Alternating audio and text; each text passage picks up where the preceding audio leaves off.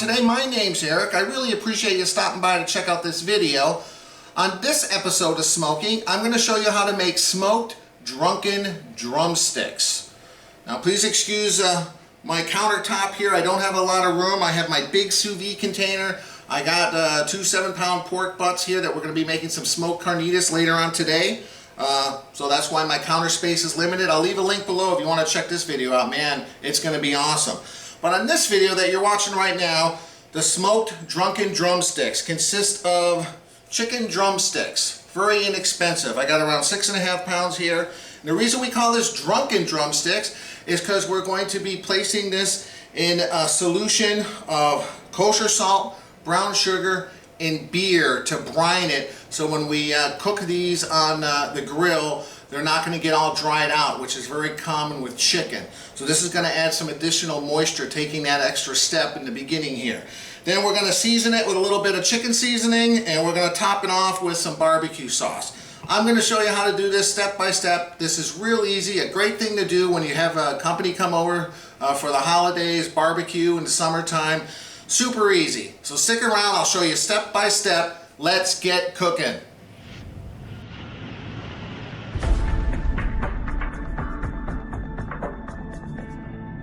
So the first thing I'm going to show you what to do is to make this brine that we're going to soak the chicken in for a minimum of 2 hours. If you can go up to 3 hours, even better. So we're going to start with 40 ounces of cold water, which equals to 1 quart and 1 cup. To that, we're going to add a 1/2 cup of regular brown sugar and a 1/2 cup of kosher salt. Now, it's important that we stir this really good to make sure all that salt and brown sugar is dissolved. I usually like to stir it and get it dissolved before I add the beer, because the beer gets a little foamy, it's a little bit carbonated, and it makes it a little bit more difficult to be able to see whether or not you've completely dissolved all those salt and sugar particles. So let me go ahead and keep stirring this. We'll be back in a second. I'll show you how it should look like before you add the beer. Alright, so I've been stirring this for probably around 2.5 minutes. One quick way of knowing whether or not all that salt and brown sugar is completely dissolved is you'll hear it when you scrape the spoon that you're stirring it with on the bottom. You no longer hear that little crunch crunch or the grinding. So it's pretty well dissolved. Now don't be too concerned if there's little bits of it, that's normal. Now we're going to add either 2 12-ounce beer or 1 24-ounce beer. Now you can experiment with what kind of beer you want. I'm not going to spend too much money, that's why I'm using the old Pabst Blue Ribbon. This is a very inexpensive beer. I'm just going for the flavor of the beer. So I don't need to be too concerned. If you want to experiment with some stouts or some other type of IPAs or something for some different flavor, by all means. Boy, it smells like beer now. So now continue stirring this a little bit, and then we're going to marinate the chicken drumsticks in this, like I said, for a minimum of 2 to 3 hours. I'll be back in 1 second, show you the next step. Alright, so I took the chicken out of the bag, and now you just need to put this in however you want to do it. Some people like to use a big casserole dish and lay the chicken drumsticks out in a single file, or if you have a long, thin plastic container, you could put a lid on it. For me, I just like these, like to use these gallon bags. I got 2 bags here, and I just put it inside a container in case there's a leak, just like so. This seems to be easy because it keeps everything self-contained, and it's very easy to get them out when you're done without having a big mess. So I've been stirring this for a few minutes. It looks good. Now we're just going to pour half of the brine here in one side, and we'll do half on the other side. Real easy. Get these drumsticks to start soaking up some of that beer so they can get drunken. Oh yeah. So that's it. Look how easy that is. This little extra step is really going to help, like I said, have this chicken absorb some nice moisture and not get all dried out when we smoke this later. So now squeeze out the excess air, zip tie it shut, and into the refrigerator. I'll meet you guys back here in around 2 to 3 hours when we're ready to throw these on the grill. See you in a little bit. While we're waiting, time for a beer review. It's the 4th of July. It's hot. I'm going to have a Pabst American Pale Ale, APA. Now this is made by the company that makes Pabst Blue Ribbon, which is one of the American adjunct ales, which in the beer circles is anything that's mass produced and cheaply made, like Miller, Coors, Budweiser. I'm typically not a big fan, but if I am going to drink that, I usually like Pabst Blue Ribbon. Another beer, Hams from Wisconsin, I like too. But I saw this in the store, and they just started making this. This is a little more expensive than the real cheap stuff, but not as expensive as a like microbrewer, you know, Samuel Adams. So it's kind of seeking, I guess, a middle ground of someone that wants a better tasting beer, but doesn't necessarily want a super cheap beer either. Something in the middle. So cheers, guys. I appreciate you watching my video. You can see already it's got a much better head than your typical inexpensive American beer. The color's a little more golden. You actually smell very faint hops, which you certainly don't smell in the other inexpensive American beers. Cheers.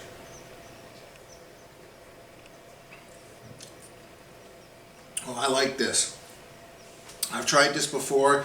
It's very clean and refreshing, and it definitely has a little bit of a hops present. So it's still an inexpensive beer. It's still very drinkable. It's 5% alcohol, but just adding that hops or whatever they've done to the flavor profile tricks my mind into thinking I'm drinking something a little more expensive. But I can certainly see why people might like this, because it's certainly refreshing and crisp enough on a hot summer day like it is today to drink a few of these. It's very nice. I think it might become my new inexpensive favorite if I had to pick one of the inexpensive beers. Anyway, I have the chicken in the fridge. It's been in there around 2 hours and 40 minutes. I'm going to pull it out probably another 15-20. I'm going to get the pit barrel cooker fired up, and we'll be back when we throw those chicken on the grill. Till then, I'm going to enjoy this. Thanks for watching, guys. Cheers. Alright, guys, I got a chimney full of hot coals here. We'll get this fire going. Now, like I said, cook this on any grill you want. Doesn't really matter.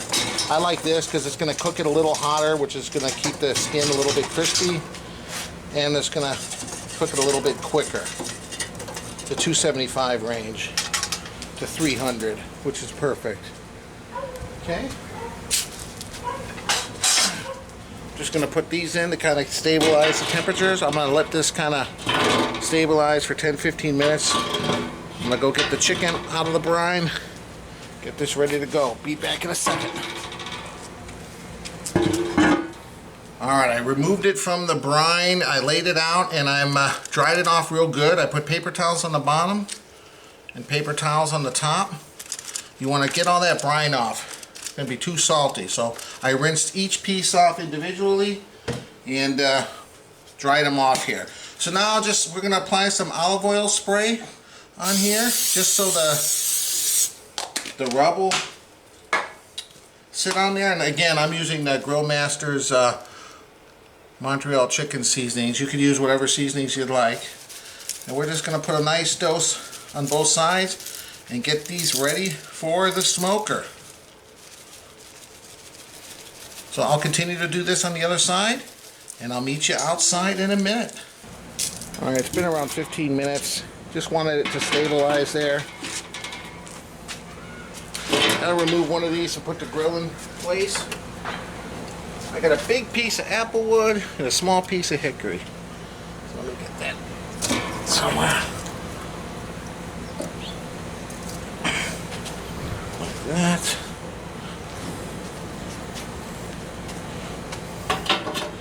Put our grill in.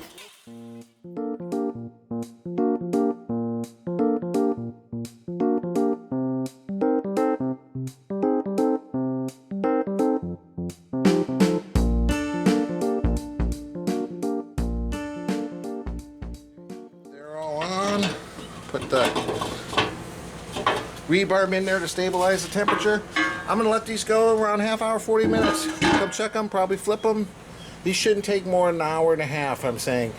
maybe 2 hours max, but I don't think so. Probably an hour and 15 minutes to an hour and 40 minutes, I'm guessing.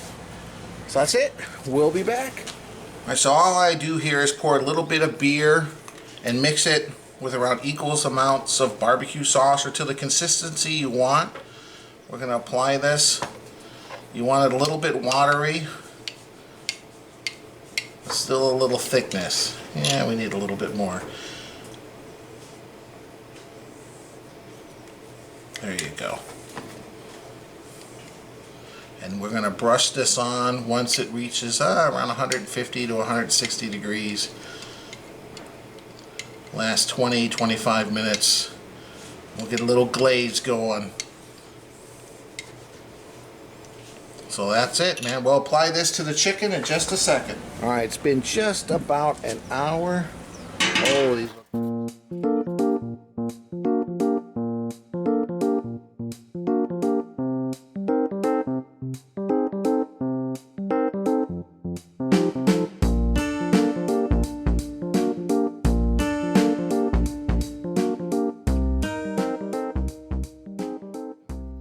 Sauce. I'm going to spoon it on top because I don't want to brush off those seasonings. So just like this. Oh, I hear the fireworks.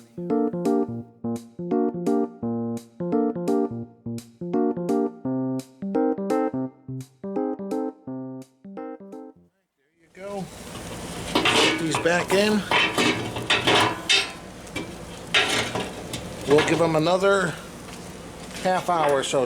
Check them out then. Alright, there we go. Can you hear it? 4th of July, baby. Fireworks have begun, even though it's not even close to dark yet. But our city is one of the few where you can buy them legally.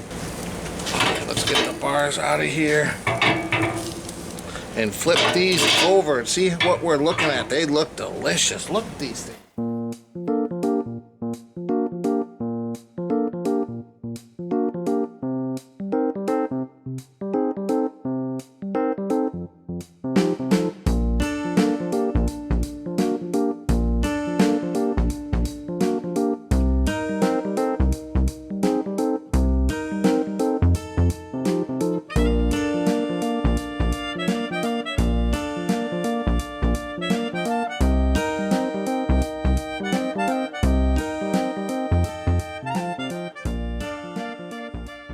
I'm going to put the rods in just to get a little more heat on this. Get another 10 minutes or so. We'll be done. Alright, let's check these out. Well, they're looking good. They did get a little crispy. Let's see. Whew, it's hot. Alright, 166, 67, 68. That looks good.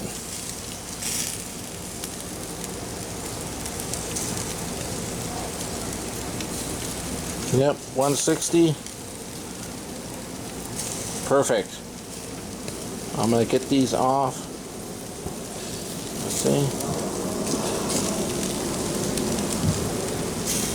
Yep, I'm just going to leave the lid off, go get the tray. These are done.